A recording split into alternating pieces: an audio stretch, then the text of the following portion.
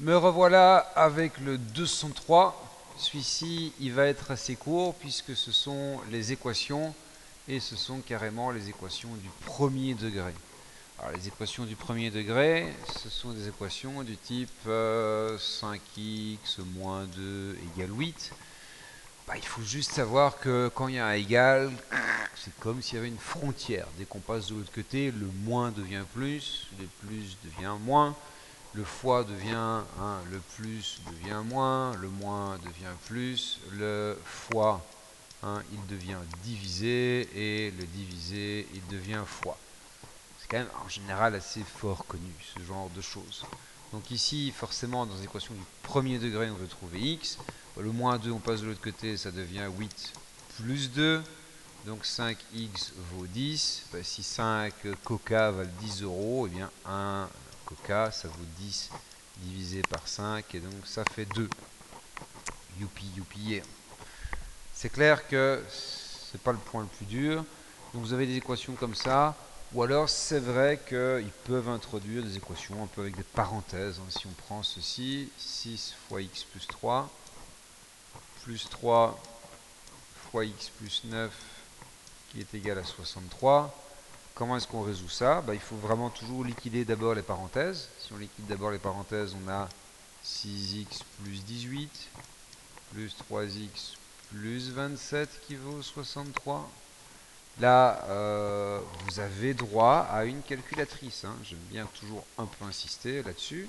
Si vous avez droit à une calculatrice, il faut quand même savoir que 6x et 3x ensemble, ça fait 9x. Et donc, on passe de l'autre côté, 63 moins 27 moins 18. Donc, on va obtenir 9x est égal à 18. Et donc, x vaut 18 divisé par 9, ça fait 2 à nouveau. Dernier point pour les équations du premier degré, si on vous donne des parenthèses, il faut savoir les distribuer. Et comme vous avez forcément, comme de très bons élèves, suivi avec moi le cours sur les polynômes où on parle de distribution de parenthèses les unes sur les autres, si je vous donne x moins 13 ici fois x plus 5, plus 48, qu'est-ce qu'on fait?